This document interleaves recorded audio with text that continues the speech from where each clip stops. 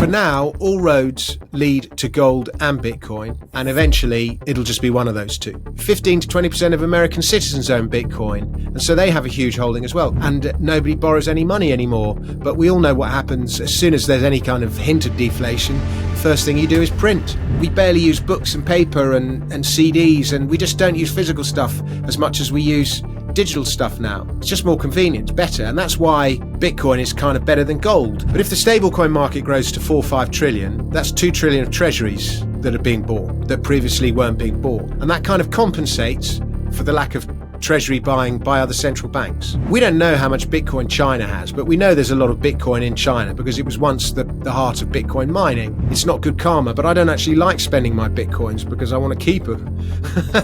I'd rather spend my fiat. But I know it's sort of good karma to use Bitcoin to spread it about. Hi, Dominic. How are you doing? Everything fine on your end? Very good, thank you. How's it going? Really cool to have you on. I've met you in Prague briefly, and it was really cool to see you there. But for the few people that might not know you, or for the few people that haven't seen your stuff, maybe give us some overview of who you are and especially why you're excited about Bitcoin. So I've been sort of in and out of Bitcoin for a very long time. I wrote a book about it in 2014, which I think was the first book from a recognized publisher on Bitcoin or something like that. That was actually written in what's generally regarded as the first crypto winter, or certainly there had been previous crypto winters, but that was when the term crypto winter was coined, and Bitcoin fell from $1,200 to $200. Seems very cheap now, but at the time, it was quite dramatic. And so I wrote a book then, and I did a lot of research into who I thought Satoshi was in the book. And I wanted to be the guy who made the scoop, found out who he really was and actually got it right. I thought it was Nick Szabo, and it may well be that it was Nick Szabo, but now it's literally as soon as I finished writing the book, I was like, actually, we don't need to know who Satoshi was. But anyway, that's the, that was the sort of ego thing that I was on.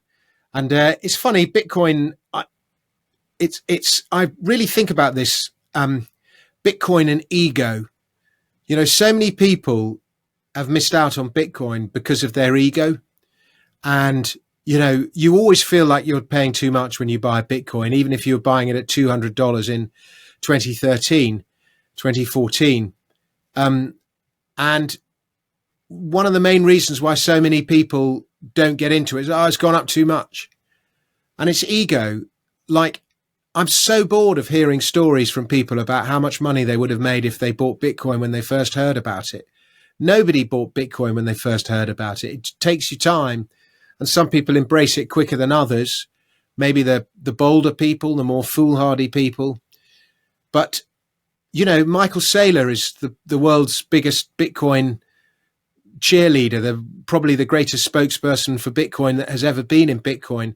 He came to it late. He only came to it in 2020. He dismissed it, and he got over his ego, and he's probably going to end up the richest man in the world if we go on the current trajectories. And so, yeah, there's a real relationship between Bitcoin and ego, and the amount of people who go, I don't understand it. Well, learn about it. Everyone else has. And it's just sort of it's a laziness, it's ego. And so it really exposes the shortcomings of the human psyche and the human character.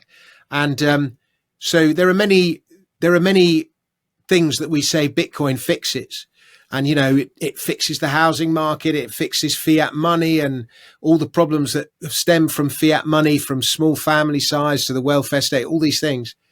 But it also fixes human characteristics, human psychological flaws. And, I was watching that that conversation between Donald Trump and Volodymyr Zelensky a few months ago when JD Vance got involved. And, you watched one 30-second clip and you thought, it was all Trump's fault. And then you watched a bit longer, maybe 45 seconds. You thought, no, it was Zelensky's fault. And then you watched a bit longer and the whole perspective changed the longer you watched it. So in the end, I watched the whole thing. And it wasn't necessarily Vance getting involved or Trump or Zelensky. The whole thing was just, and there was a little bit of cult misunderstanding and one guy talking in his first language and another guy talking in his second language, and that contributed. But the biggest thing of all, it was just clash of egos. And I remember, and then I looked at that and I thought, how many wars in history have just been because of, two kings' egos clashed? And one king's like, I can't let that king have that bit of land, or I can't let that king do that to me. I have to get him back, and all of that. And so you look at the effect of ego on history, and then how many mothers lost their son to a decision made by a king or a ruler with a big ego. And so ego is like one of the most destructive forces in all human history. I'm trying to set up a business at the moment, and I've got into a bit of a squabble with the guy that I'm setting up the business with. And it's like, I just thought, well, what's the problem here? He's just done that. He's got drunk and done something stupid. And in doing that, he slighted my ego, but he didn't mean to slight my ego. So if I now let my ego get out of control and let my ego get offended, then me and this guy are going to fall out and the business isn't going to move forward. So again, this ego is causing me a loss. And so, but Bitcoin is great for ego. And it's not just the buying of Bitcoin. When Bitcoin goes up, everybody crows. Oh, look, Bitcoin is 100,000, blah, blah, blah. Bitcoin's going to 1 million. But that's when you need the bear market to deal with your ego, because Bitcoiners are sat there going, oh, look at me. And then you get the slap in the face that is a bear market. So I think that's really interesting, the relationship between Bitcoin and ego. And as a Bitcoiner, you get hugely a lot of ego tests. First, you have to get it. And then, interesting enough, you're usually the first in the family, or like the second one in the family that gets Bitcoin, because most people don't have Bitcoin. So you're usually the first one to actually adopt it if you learn about it outside of your family. And then you get this ego tests of, or humiliating, of other people testing kind of your conviction in there and kind of saying like, oh, like, is it really a good idea? Especially if it goes down, especially if in that when you buy the top, and as it usually is, and it goes down 50%, and people keep asking you about it. That's really interesting. And when you talked about that, I was really wondering about the ego inside of the Bitcoin community, because I do see that too. And I specifically think about it right now. I don't know if you want to get in this technical thing, but I'm not good in that, where we talk about core versus knots. I don't know if you followed that, where I see in that debate also a lot of like ego within the Bitcoin community. I don't know if you've observed that. Well, the answer is I haven't observed that particular dispute, because I don't really follow the technical stuff. But I did follow it a bit during the Bitcoin Cash, Bitcoin fallout in whenever it was, 2016. And, so much of that was ego again. And all the dispute between Roger Ver and the Bitcoin Cash and the core, and, and so many of the developmental fallings out that there have been. Again, it's just ego. So, yeah, ego is everything. They need to invent a coin called Ego Coin. You also mentioned the Satoshi question, which I think we've covered a bit on the podcast, but not really. And the interesting one, you said, like, maybe we don't need to know. Is it maybe like even good that we don't know? Like, yeah, is the value of Bitcoin better because we don't know? Yeah, it's much better. Imagine if we found out who he was, and then somebody else finds, like, imagine if Satoshi, who's invented this wonderful thing, imagine if he was, I don't know, in his younger days, if he was a Hitler sympathizer or something, or, actually thought Stalin had done quite a good job, or something stupid, or, maybe he was a Democrat, even worse.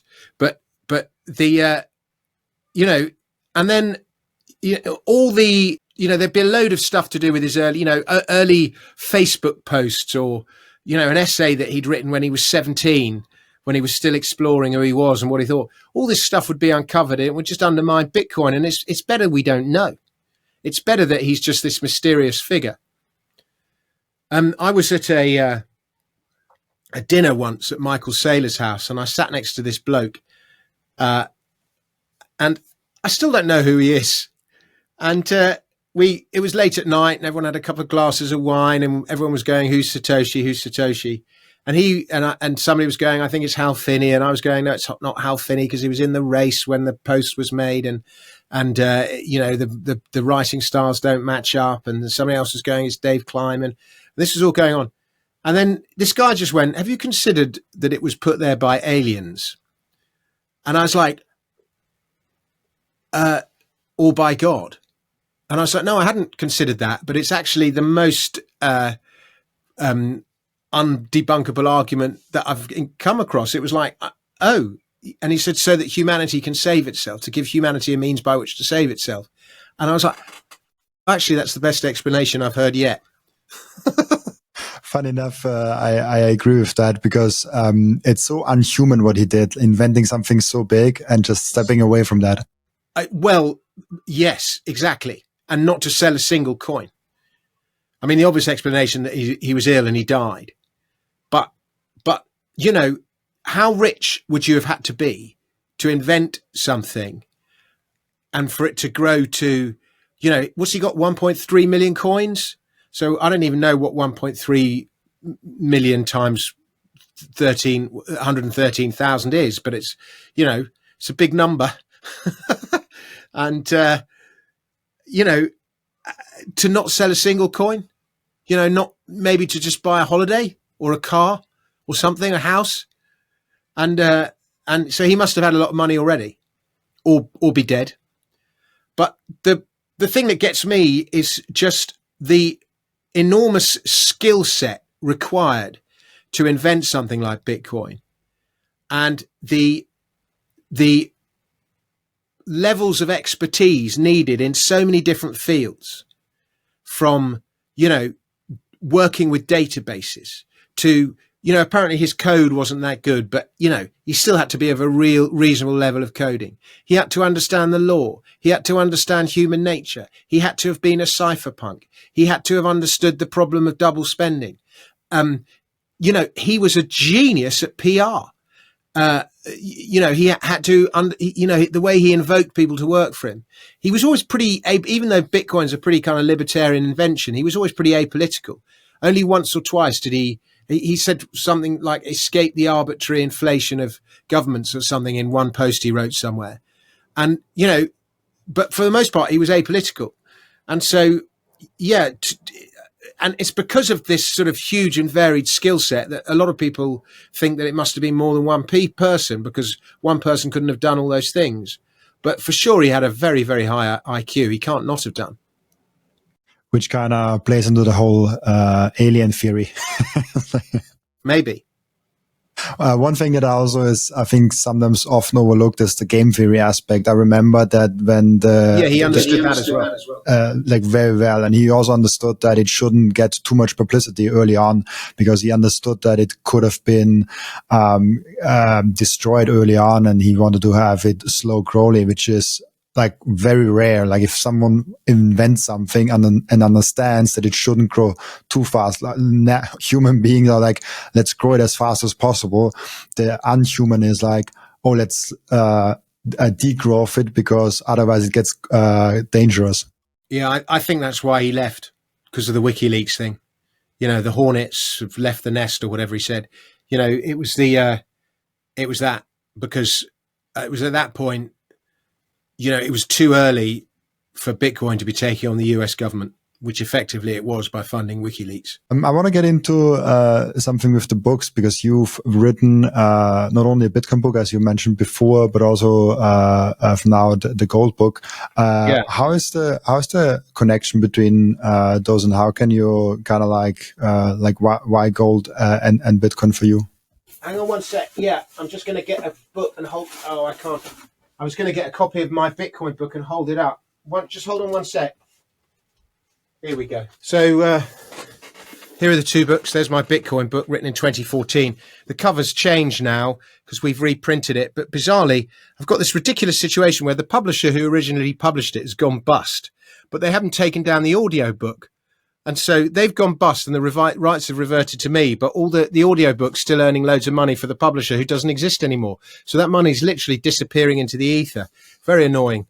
But, and the audio book's really good as well. And this is my gold book that just come out just now, Secret History of Gold. I was a gold bug before I got into Bitcoin. And I still am a gold bug, actually. I think I kind of get a bit frustrated where Bitcoin slag off gold and gold bugs slag off Bitcoin, because I kind of think we're just on the same team.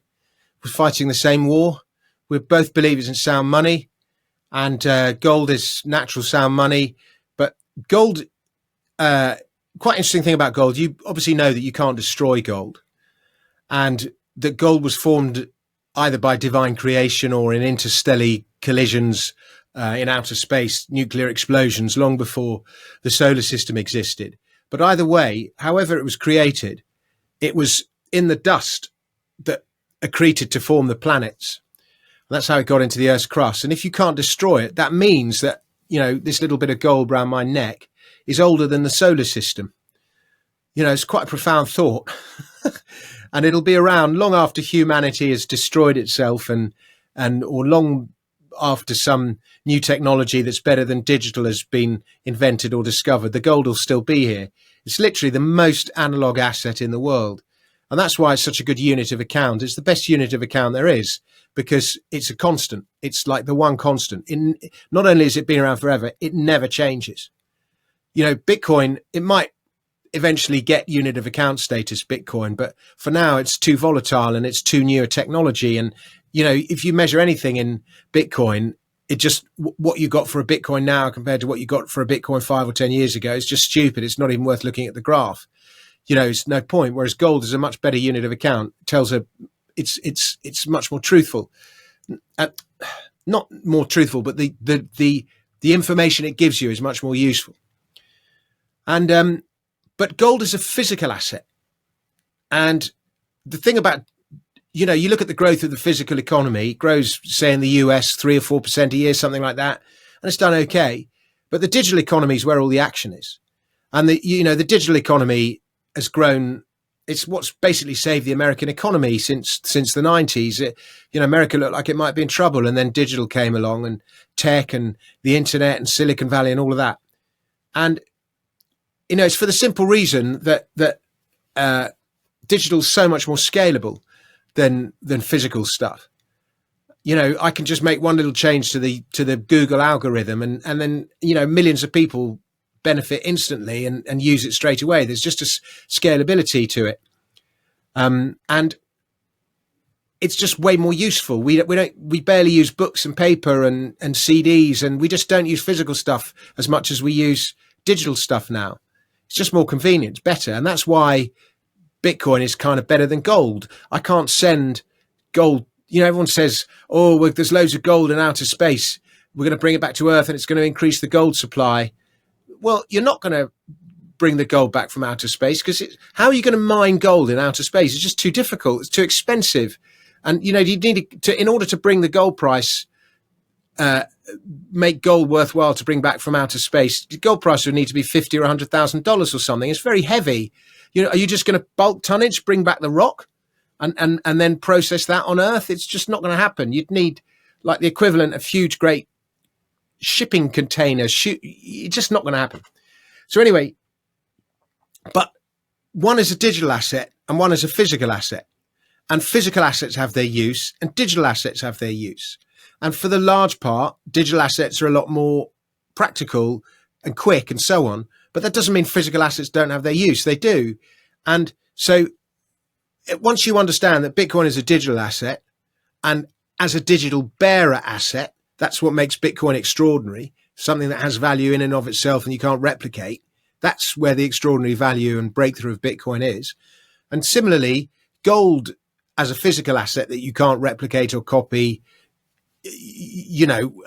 except at great expense by mining, that has its use. And they both have their uses. It's just one's physical, one's digital. I'm sort of repeating myself. I think you've got the point.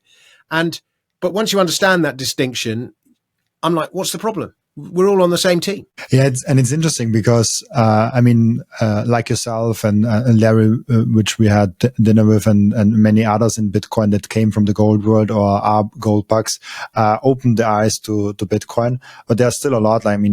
Peter Schiff is probably the most famous example, and many others that are gold bugs, understand the properties of gold, understand the problem with the fiat system very well.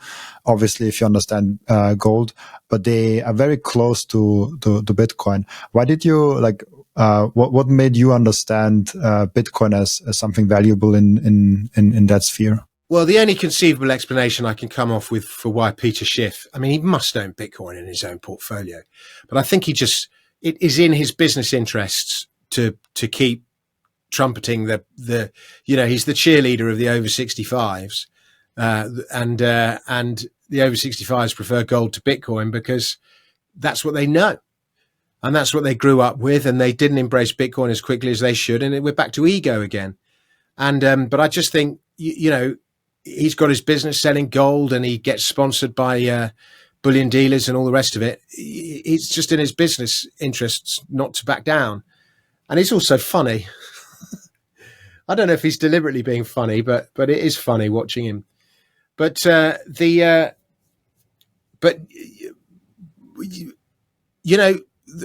of us that have opened our mind to Bitcoin, I'm a bit younger than Peter Schiff, but those of us that have embraced Bitcoin have been rewarded for doing so. I do love the watches from Coin Vigilante, but today I have a very special message, not from me, but from the CEO himself, Carlos from Coin Vigilante. Let's hear him. To all the Robin Seyr podcast community, I'm Carlos Estrada from Coin Vigilante, and we're sponsors of the show, and we're going to give you a very special discount exclusive to you. 10% off your order at coinvigilante.com when you use Robin at checkout. We have really nice watches that you guys can buy right now for 10%. This is a transparency edition, beautiful watch. These watches are worn in over 55 countries and counting. This discount is just for you, exclusive to the Robin Seyr podcast. We have limited editions, we have limited productions. These watches come in very nice packaging, boxing material, and they are collector's item for Bitcoiners only. Enjoy the discount. Thanks for supporting the show and Coin Vigilante. I finally and officially mine Bitcoin. This is not just something to stack more Satoshis, but it's most importantly also to support the network. Individual miners are the ones that keep the Bitcoin network decentralized. And by the way, you get KYC-free Bitcoin. That's why I use Simple Mining. I get an actual proper Bitcoin miner. They set it up for me. They repair it if it breaks down. And most importantly, they let me choose the pool and even connect my own full node. I'm completely sovereign and I'm completely in control, and I can sign up with Ocean, no account needed. I just give them a Bitcoin address and then there's mining going on. No KYC, nothing. So if you're ready to mine Bitcoin, go to simplemining.io, tell them you come from Robin, and let's mine Bitcoin together. The most important thing for your Bitcoin journey is not buying Bitcoin, but it's how to keep them. And yes, you have maybe the right tools, but how do you actually go ahead and stick it all together so it's the most secure for you personally? Self-custody is a deeply personalized journey, and the Bitcoin way is helping you exactly finding that correct setup for you personally. They are also helping you with securing your own cybersecurity. And if you want to go one step above all that, you can even get a consultation for a Plan B residency. Go to thebitcoinway.com/Robin and you will get a 30-minute free consultation. I want to tell you about something very special to me. It's called Microseed. If you hold your Bitcoin in self-custody, and you should, you know how critical it is to secure your seed phrase. You should not have them on paper. You should not have them on anything else than titanium. With Microseed, you can engrave your 12 or 24 word seed phrase, the entire seed phrase onto a 1-inch small washer. Yes, just one washer. All 24 words on that one washer. You can hide that thing everywhere. And even better, you don't need to buy a new kit every time you have to get a new wallet. You can make unlimited backups because Microseed is not selling the washer. Microseed is selling the device that stamps the washer. So you get the full kit with the device, with the washers, with the hammer, with everything you need to get started today. And you can make with that unlimited amount of backups. Go now to microseed.io. Again, that's microseed.io to get your last backup tool you ever need. It's the game theory behind it. Really interesting. What do you think if we are going further and hopefully gold and Bitcoin kind of replaces fiat at some point? I believe that you believe that. I don't want to assume that. Is that something where you see a world where we have at some point Bitcoin and gold as the core things, and we no longer have a fiat world, or is that not possible? I'm not sure. I think different countries are going to do different things, and some countries will attempt to make Bitcoin illegal and go down that route, and they're the ones that'll, fall into socialism and fall behind and all the rest of it. This is the world I think we're going into. The United States, I'm just going to assume that whoever wins the next election in the US is going to roughly continue on the trajectory that we're on. Okay. But we're on this trajectory at the moment where the United States wants to reshore industry. And the reason it wants to reshore industry is two reasons. Firstly, Trump's a great champion of the Rust Belt, and he thinks America needs to get producing again. And he wants to come to the rescue of the blue collar worker, the white working class, and all of that. And then the second reason is that during COVID, strategically, America was caught with its trousers down, and it found itself relying on Chinese supply chains for essential strategic goods. And then, NATO found that Russia was making weapons more quickly than it was in the Ukrainian conflict. So for all these reasons, America's gone, we need to get producing again. Now, the problem with having the US dollar as the reserve currency, particularly when it's not gold backed anymore, is that trade deficits with the rest of the world become inevitable. Because if the US is exporting its dollars, other people are going to work for dollars. And in working for them, the US has to create dollars to supply them. And so we have this thing with, once upon a time, it was America's exorbitant privilege where everyone else had to work for $100 and America could just print them. But actually, that's become the problem because it means trade deficit with the rest of the world, and therefore the decline of US manufacturing is inevitable. And Trump's recognized it. Vance has recognized this, and he said that the dollar is a tax on American. The reserve status of the dollar is a tax on American producers. He's actually said that, which it is. And so it seems that they are, to a certain extent, sacrificing, if that's the right word, a little bit of the US dollar's reserve status in order to, with the reward being to get more manufacturing back into the US. And obviously we have the tariffs to encourage that as well. And so what replaces the US dollar as the global reserve asset? Well, the yuan isn't ready for that role yet. Maybe once upon a time, but there's never been a reserve currency in all recorded history that didn't start out backed by gold. They all got debased into oblivion, but they all started out backed by gold. So maybe it will be the yuan, but I would argue that it would have to be exchangeable for gold in order to attain that status. But for now, gold itself is replacing the US dollar as the reserve asset. So this year, the US dollar's fallen below 50% for the first time in 3 or 4 decades, 50% of central bank reserves. And gold, meanwhile, over the last 10 years has doubled. It's overtaken US treasuries as an internationally held reserve asset by central banks, and it's overtaken the euro. It's gone from 10 to 20 something percent of global reserve assets. And it'll probably double again over the next 10 years. China has been accumulating way, way, way more gold than it says it has. It's all in the book. But if you look at Chinese production and Chinese imports, they're probably somewhere between 30 and 40,000 tons over the course of this century. doesn't export any. And you look at American holdings are 8,000 tons. And if China's 30 or 40,000 tons, if you just assume that half of them have gone to the state, well, then China has 15,000 tons, which is twice what America has. But obviously doesn't say that, because it would be a declaration of financial war to say that. And it would destabilize the financial markets, and it would undervalue their $3 trillion of $3 trillion US dollars that they have, and so on and so forth. And also send the price of gold skyrocketing, which they don't necessarily want to do while they're still accumulating, and so on. So I think the US is happy to kind of for the reserve currency to be gold, and China's happy for it to be gold, because they've both got lots of gold. And it's kind of neutral.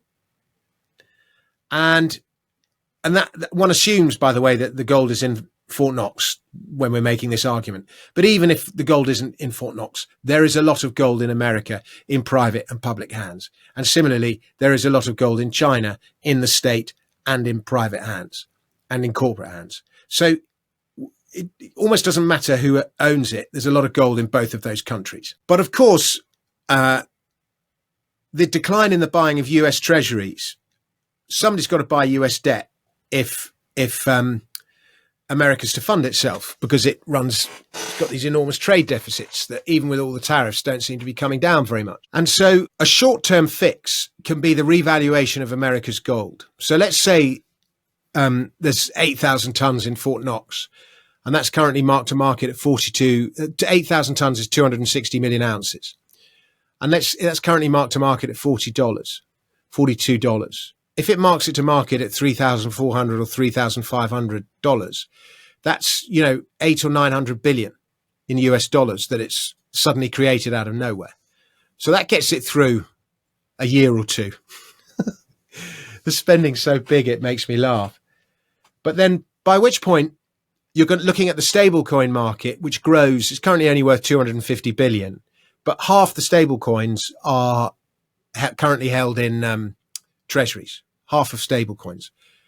And, some of the projections that market's going to be worth 5 trillion by the early 2030s. Maybe not, but it grows. The stablecoin market grows and recedes with Bitcoin. But if the stablecoin market grows to 4 or 5 trillion, that's 2 trillion of treasuries that are being bought that previously weren't being bought. And that kind of compensates for the lack of treasury buying by other central banks. So America's still got a market for its debt. And bizarrely, the dollar kind of becomes the international reserve in the crypto markets, because everyone's familiar with the dollar. And so I think and Besant clearly understands that, and he's talked about it. And so that might be a direction that we're going in. And but that means that Bitcoin's going to become an incredibly important strategic asset as well. Now, we don't know how much Bitcoin China has, but we know there's a lot of Bitcoin in China because it was once the heart of Bitcoin mining. And again, whether in private or public hands, they made it illegal, I believe, at one point, but I don't believe anyone necessarily sold, or very few did. But we know that the American government has got just under 200,000 Bitcoins. But more to the point, we know that American corporations, Mr. Seyr and the others, have got extraordinary amounts. I think MicroStrategy had 650,000. Something stupid like that. And then we know that 15 to 20% of American citizens own Bitcoin. And so they have a huge holding as well. So again, if the reserve currency ends up being Bitcoin, well, that's kind of suits the US and it kind of suits China because it's neutral. And America's got a very pro-Bitcoin policy. And there is a lot of Bitcoin in the US, whether in state or corporate or private hands. So it kind of suits America too. So I think you'll almost see this battle between the US and between gold and Bitcoin. There'll be like this standoff, and that's a conflict that's going to be 5 years away or something like that. And governments might prefer gold because governments own lots of gold, and governments tend to be run by old fuddy-duddies who are gold bugs more than they are they're older people. But as we all get older, there'll be more people in their 50s and 60s in influential positions in government who get Bitcoin, people who are currently in their 30s and 40s. So, that sort of standoff is for further down the road. And I'd have to say that in the short term, I would probably think Bitcoin would win it on the grounds of practicality. And particularly if the gold isn't in Fort Knox, it suits America if it becomes Bitcoin, the global reserve currency, because America can go, oh, gold doesn't matter. Look, we got loads of Bitcoin. It's all about Bitcoin. But in any case, for now, all roads lead to gold and Bitcoin, and eventually it'll just be one of those two. But that's further down the road. And so, I know it's a physical asset and it doesn't appreciate as I think gold has actually beaten Bitcoin this year. Gold's up 25-30% and Bitcoin maybe not quite as much. But normally Bitcoin beats gold. But I'm an own both guy. And I think they both have an incredibly important strategic role to play in the world and in your portfolio. And on the other side of the coin, we know the dollar's going to get weaker. And we know the pound is going to get weaker. And almost certainly the euro is going to get weaker. And the euro plans for CBDCs are going nowhere because they've made them illegal in the American Genius Act. They just said, no, we're not doing CBDCs. So they've just totally undermined the Europeans' attempt to go for CBDCs. So, yeah, I think it's too big an ask to expect people who are familiar with their national currencies to just go, in 5 years' time, you're all going to be using Bitcoin and you're not going to be using euros or pounds. I just think they will. But the euros and the pounds and the dollars, they're all going to lose their purchasing power. They have to. It's inevitable. It's built into the fiat system. Debt-based fiat money has to lose its purchasing power because there's no restraint on the amount that gets created.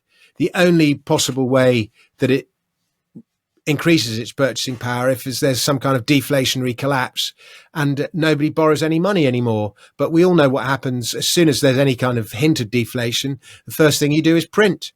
And so, 2008 was all about creating money and COVID was all about creating money. And the next sign of panic, there'll be another money creation episode and we don't know where it ends up. Does it end up in the financial sector as it did after 2008 in the housing market, or does it end up with inflation in ordinary folk as it did during COVID? Well, we don't know because we don't know what form the money printing is going to take yet. But you can be sure that gold and Bitcoin will both benefit. And so, yeah, own both. More and more people are going to own both as time goes by, getting their money out of the fiat system. And their first use is as store of wealth. And as medium of exchange, that comes later, if at all. And gold will never be a medium of exchange. It's not practical. A gold standard is just a payment system built on top of a store of value system. Gold's never really been a medium of exchange.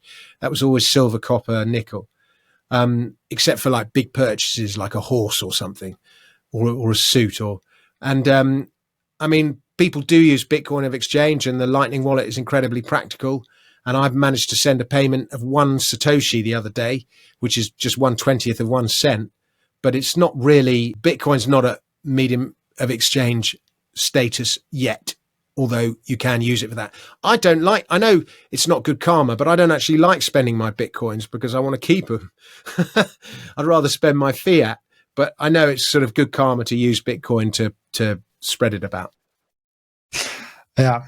I recognize that it's, and I'm one of the rare cases that already earns most of the income in Bitcoin because I work with Bitcoin companies and they all pay in Bitcoin. So I actually have to sell Bitcoin every month to cover fiat bills because not everyone accepts Bitcoin, which kind of it's a good place to be.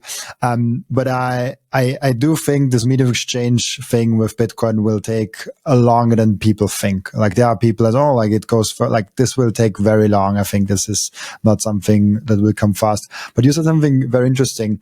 First of all, I never thought about that connection that in America, a CBDC is kind of completely banned and completely shut out. And in Euro, they are kind of pushing it forwards. And I never thought about the America actually undermining the EU policy, which obviously it is because you need the consummation of Americans also. But I see the stable coins as kind of a CBDC of Americans. Like for me, a stable coin that is essentially organized is different from a CBDC, but how different is it really? So like for me, like CBDCs and stable coins is like, okay, it's a central coin that is centrally controlled and has not a central bank, but has some sort of organization behind them and is also digital. So I don't know, like for me, stable coins and CBDCs, there's not that much difference for me. I would agree. There's a lot of crossover in the Venn diagram, and they still enable whoever the issuer is. Well, like the US can export its monetary policy through stablecoins. And, it can export its inflation and its debasement through stablecoins. And all the sort of tracking evils that we're scared of are possible through stablecoins. And I presume you can program stablecoins in the way that you can program CBDCs, and you can say you cannot use them for this purchase, or, if you buy this kind of thing, then you get social rewards points and all that sort of thing. I presume that's all doable in stablecoins. I don't know, but I presume it is. What do you think is actually if we come to a world where Bitcoin is more used already as a medium of exchange, maybe even down the line, and I'm talking very down the line as a store as a unit of account? Do you think there's still place for gold, and is there still place for like the physicality of it? Because like even me, I live right now on like 100% Bitcoin, but I still own some gold. Like for me, it's like something where I see it as an emergency thing. I see it like, okay, if things happen, like I want to have some sort of physicality and some sort of physical gold, even though it's a very small amount compared to what I have in Bitcoin. But it's kind of interesting for me to think about the role that gold will have if Bitcoin is huge and dominant in a world of medium of exchange and unit of account. Just give me a second. I don't necessarily think that gold is just for emergencies, but the way to think about unit of account is, for me, as I already said, gold is the best unit of account because it is the constant. It is the most constant, eternal thing in the whole world. But we don't use it as a unit of account. We use whatever money we report to the tax authorities with as our unit of account. So I'm in the UK, I use the pound as my unit of account. And the US, they use the dollar, and on the continent, they use the euro. Now, the pound, the dollar, and the euro are rubbish unit of accounts because they're constantly losing their purchasing power. The pound's lost 40% of its purchasing power just this decade, since 2020. It's a terrible unit of account because then over time you have to use inflation adjusted pounds, and nobody can quite agree what inflation is. So it's just stupid. But we use it because we report in pounds. And so what we use as our unit of account will be determined by whatever currency we have to report in. How do you think actually this will influence? Because when we talk about stable coins, when we talk about this whole fiat system and Bitcoin and gold right now is still that's probably wrong to say, but it's still like it's not used as a medium exchange. Most people store their wealth in stocks. When I talk with people, like they have the stocks, they have the ETFs, they have all those things. They don't have Bitcoin, they don't have gold usually, at least the people that I'm familiar with. What changes when people are getting more used to sound money and getting more used to those sovereignty properties of gold and Bitcoin, and it gets more mainstream maybe even? What happens then to state, to governments, to even central banks? Or is it always just like a niche thing where this is, even though it's the best unit of account and the biggest constant in the world, but it has no real effect on the mainstream, what they are using? In a funny kind of way, if you just buy gold and put it in a vault somewhere, even though it's storing value for you, it's storing energy you've expended at some earlier point in your life, and it's preserving that energy. It's dead money. even though it's storing, it's dead money. It's not doing anything. Whereas if I buy an S&P tracker fund, for example, at least, I mean, I know everyone's shaving their little bit off the side, but at least some of that money gets invested in productive endeavor in the stock market. And I suppose by holding Bitcoin, you could argue that by holding Bitcoin and just leaving it in cold storage, you're doing nothing. You're doing what you do with gold. But you could argue that by holding Bitcoin, you're contributing to the network. You can make both arguments. But when you buy an S&P tracker fund, you're contributing to productive endeavor. And if the use of Bitcoin, if more and more people buy into the Michael Saylor argument, the stock market goes up by 15% a year, Bitcoin goes up by 25 or 30% a year, Bitcoin is a better store of value than the stock market. Use Bitcoin as your main store of value. Don't use the S&P tracker funds. Then that's going to draw capital out of the stock markets and out of productive endeavor and into Bitcoin.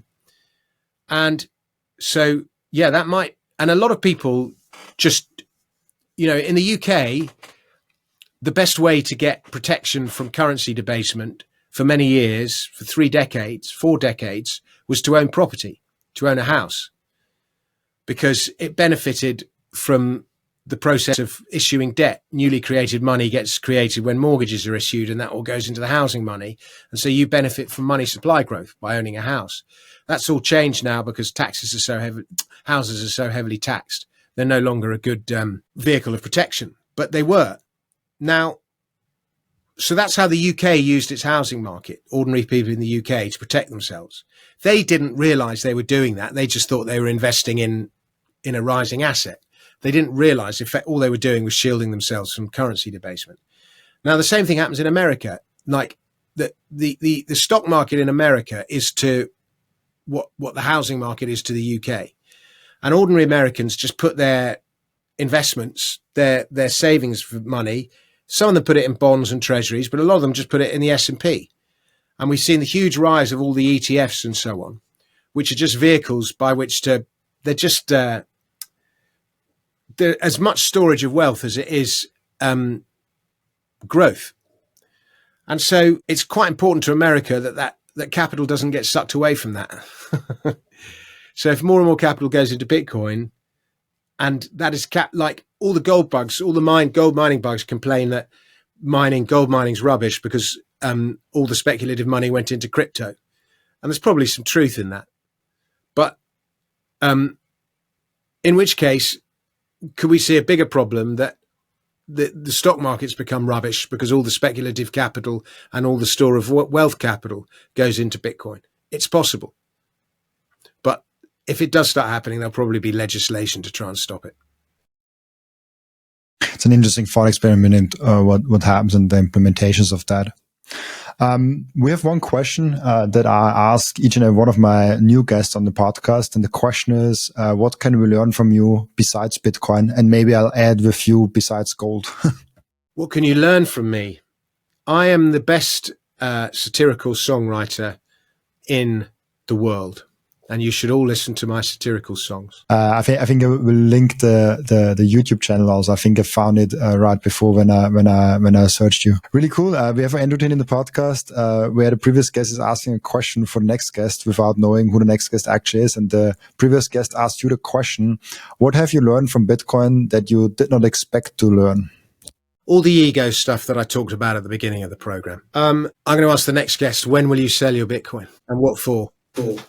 I don't know what I would even sell it for. That's the problem. Maybe at a certain point, I don't know what your family circumstances are. You're going to want to buy yourself a bigger house. You're going to want to go on a holiday, something. I consider that spending. Like for me, selling is like for another asset. I mean, I guess you can say buying a home or buying something else is also considered selling because you have to change it. But for me, like it's that's 100% for sure. And in that regard, I sell it every month because I have to pay some fiat bills. Fair enough. Really cool. Thank you so much, Dominic. This was a pleasure having you on. Before I let you go, where can people find you and ask you questions? Yeah, I'm on Twitter at Dominic Frisby, and I have a Substack, a newsletter that I write called The Flying Frisbee, theflyingfrisbee.com. You should all read that. It's really good. And I write 2 pieces a week. And if you're interested in my comedy, Frisbee's News. And if you want to buy my latest book, there it is, The Secret History of Gold, published by Penguin. Really cool. Thank you so much, Dominic. And also thank you so much for everyone that is watching and listening for joining us today. As always, I'll be back tomorrow with another episode. Bye-bye.